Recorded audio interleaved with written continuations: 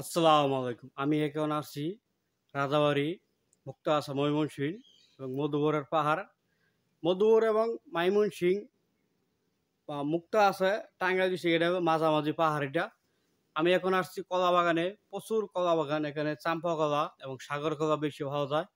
আপনারা যারা বাগান থেকে কলা নিতে চাচ্ছেন আমার সাথে অতি দ্রুত যোগাযোগ করেন।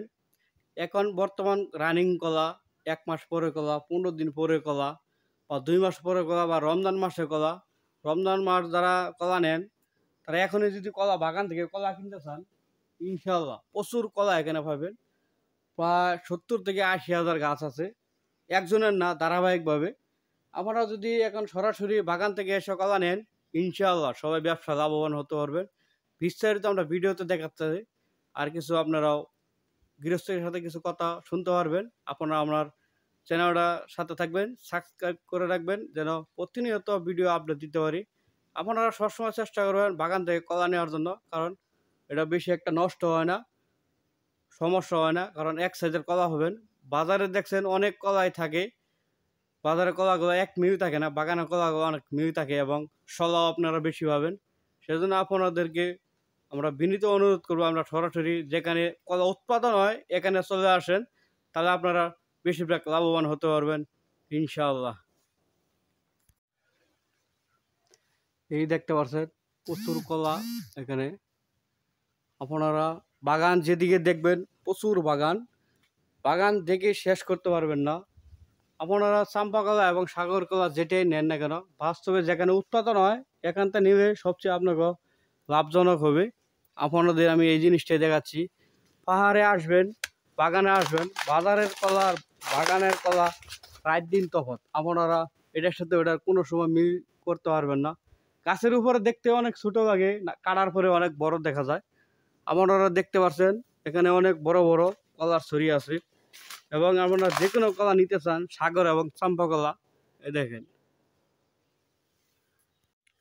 নতুন মতো পুরান নাকি?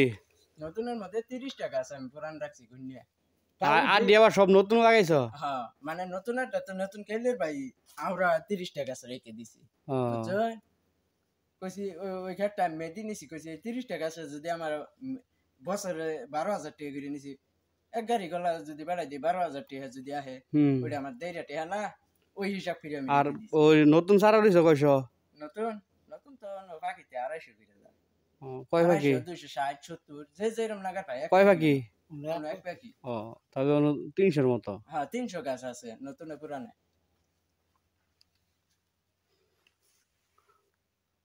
ওই নতুনই তারা, পুরান না, কোনকে নতুনই তারা। হ্যাঁ, আগে যাবে না, এই যে তাও তো মানে 40-50 টাকা কাটন দেবো নাকি? হ্যাঁ, কাটলা তো এরমি কাটন দেবো।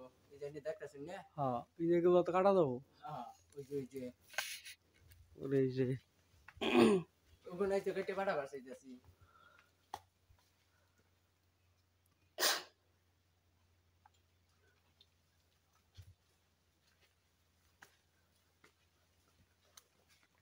আমার এই সব জন্যই গাছি গেত না, আমাদের তো না।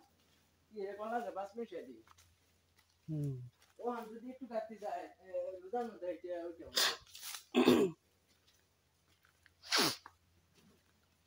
এই যে একটা জরি 25 মাইল নিয়ে তো ওইটা নিয়ে গেছে, নিচেরটা 60 টাকা দাম আছে, ওইটাই নিয়ে।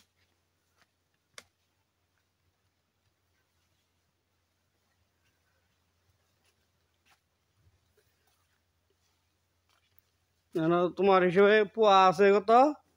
আমার হিসাবে পুরানের কথা হিসাব চাই না, নতুন পুরান নতুন রয়েছিল কয়টা?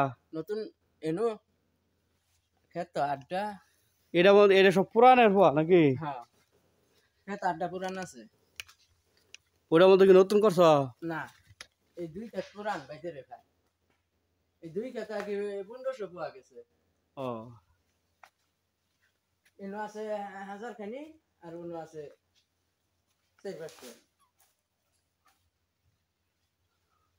তাতে আর কি আমি রুইতে পারলা যে গুনছি, ওই একটা গুনায় আমার 1500 পোয়া গেছে। এনে হইলো 1000 খানি, আর হেডে হইলো 500 মতো।